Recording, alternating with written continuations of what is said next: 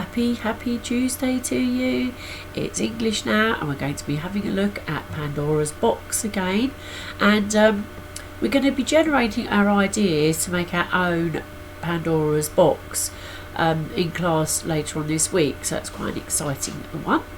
And so we're going to start off today with our spelling and grammar. We're going to look at adverbs.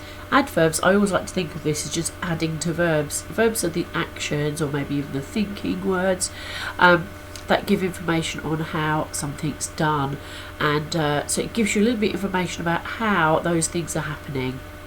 They can give your reader really valuable details about what's happening. So I want you to correct the circle the correct adverb in these lines. There's three in rows.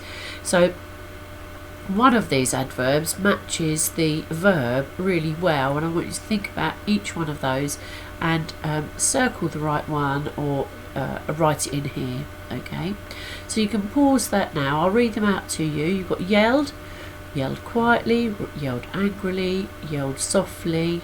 Okay, ran, we've got forward, squeaking, annoyed, turned, magically, down, and quickly. Okay, so have a think about those and write in the right one. Okay. Okay, so you can't really yell quietly. I'm going to say, softly. So I think that the yelled angrily is the right one there. Ran forwards.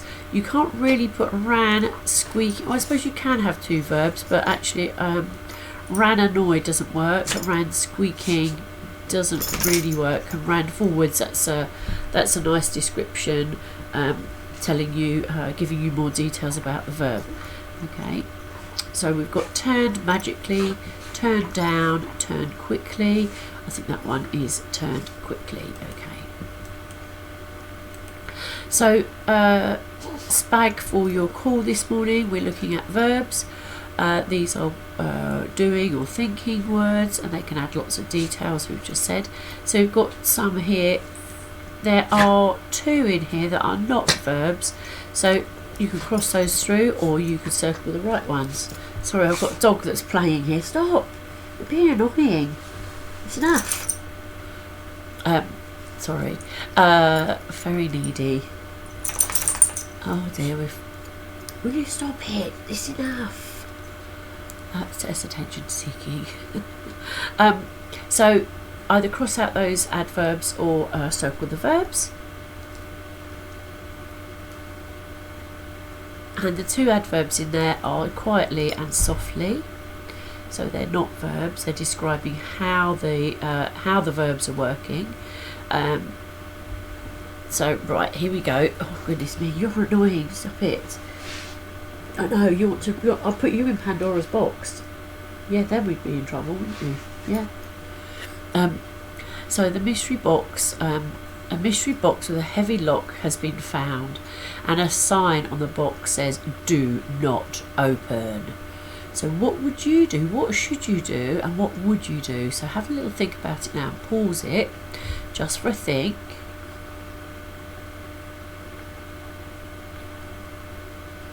Okay, there's quite a sort of dilemma going on there, which means you're not really sure one way or another.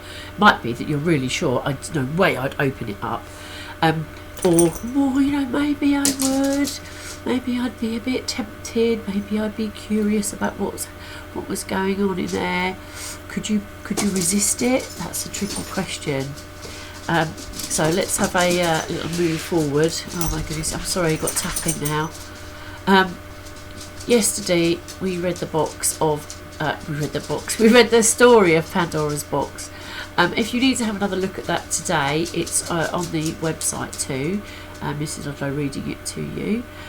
It might be good for you if you're not quite sure about it, is to go through and remember the main part of that story. There's a lot of sort of lead up to the story. If you can remember the main details of it, that would be great. It's really about her judging whether or not she should do it or she shouldn't. Is that that time of it's that moment, I suppose, in the story when she decides, I'm opening it. Okay, so what's the underlying moral of this story? What's the underlying sort of teaching or learning we can get out of this story. So I want you to have a discussion with those near you.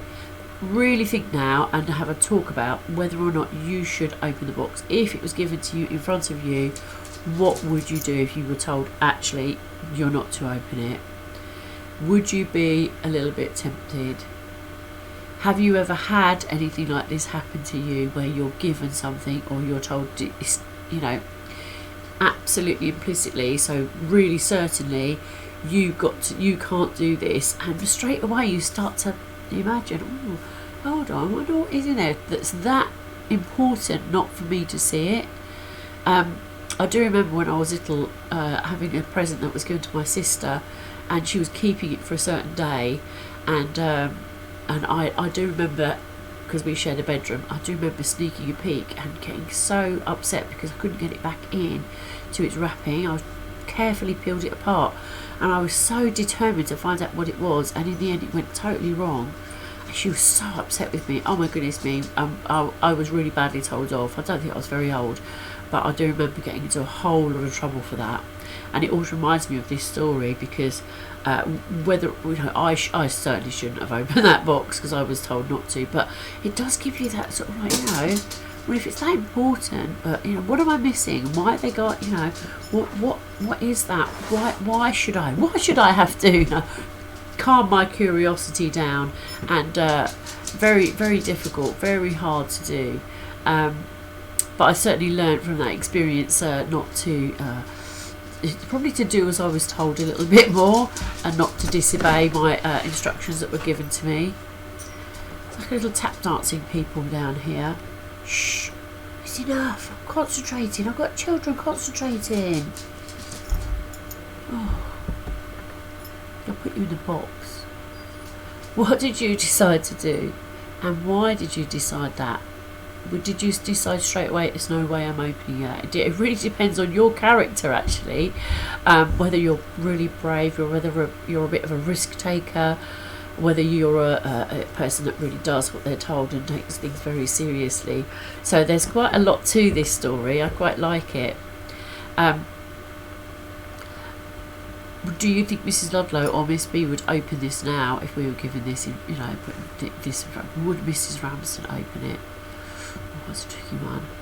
Would Mrs. Owen or Miss Squires open it if it was put in front of those? Have a think. Okay.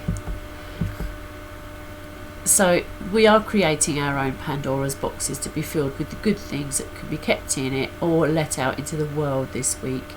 And this is a really nice activity, and it actually relates quite well to some of the work we've been doing in PSHE, and indeed in RE this term. So it's a nice final little sort of close to our topic and some of our work. And it also relates well to our times of pandemics as well, and our being at home and having to isolate from everybody else. So we will have some time on Thursday to create and decorate these boxes. Anything special you'd like, you need to, if you're in school, you need to bring that in. If you're at home, you can gather up and get ready. And there's nothing stopping you doing that and getting those bits and pieces ready. You can make your own little box if you want to. If you put a net on it, so I'll give you an outline plan of a little box. If you draw it, or if you print it out onto card, you should be able to make your own little box with that. There's lots on the internet as well, different shapes. There's some lovely pyramid ones actually, which I thought were rather fun. Excuse me. And yeah, so get those, start to get those materials ready. It doesn't need to be that you go out, not that you can go out, but you don't need to order special stuff for it. Just use what you've got. Maybe a bit of recycling going on too. I've got a lovely box actually that I've got my eye on. That was a big cake came in it for Christmas, and so that might be quite nice. So I might get something ready as well. And yeah, it's about, perhaps recycling, reusing to make your own Pandora's box. And then you're going to create ideas for your design and get them written down. It's time to be creative, which is really nice. So there are 6 squares for you to use on the net of your cube box, and you should have either a printout of this. It will work as a box if you cut it out as well. So if you wanted to cut out the box and then stick it back into your book afterwards, that would be absolutely fine. And this is where you're going to put all your ideas for creating your Pandora's box. I thought it was a little bit more fun than just writing it down on a piece of paper today. So what's the moral of your myth? I want you to use the boxes. There's 6 boxes on here to put your work on today. And so the moral of the myth could go here, and you can write it in. If you want to draw some lines on this, that would be really good, because it will keep it lovely and neat. Because sometimes when we have open spaces like this, our writing can go all wiggly and a bit messy. So draw some nice little lines. The box has been given to you right here. Are you keeping it closed, or are you going to open it? Are you going to keep the box, or are you just going to get rid of it? Are you going to pass it on to somebody else? Is it too dangerous a thing to have in your hands? Are you too tempted? Mrs. Ludlow was very tempted, wasn't she, when she was little? So draw hope, and what you think hope represents. You know, in the oh shush, in the story, it was a little butterfly, but it doesn't have to be a butterfly. In other stories, it's a dragonfly. So it's really up to you what you have as hope. He wants to play with the other dog. Look, stop it. Percy boy being naughty, and Moogie doesn't want to play. Oh, he's got his ball now. Oh, we're going to clank around. Write the 3 evils that were let loose here. Or write 3 evils that were let loose from the story, and then write 2 things that give you hope. You might want to put these in your box forever and keep them, and then you can complete your design. So if you've got a nice colour scheme or a pattern that you want to use, maybe a Greek pattern on here, you might want to just do it in that box, or you can cut it out, as I said to you, and design your pattern on the other side if you want to. It's absolutely up to you. You will need to stick them in afterwards. Just stick it on with one of the panels. You can stick it sort of like loosely, and this is a copy of the actual sheet that you can use too. You've got 2 extra bits at the bottom too. Okay, so you've got 6 boxes in there in total. So that's your task for today. Go well with that. It's quite a nice fun activity for you, and record as much as you can, and then you'll have lovely ideas for your work later on in the week. Okay, and don't forget to start collecting those lovely creative bits and bobs. Alright, that's it from me for now. See you soon. Bye.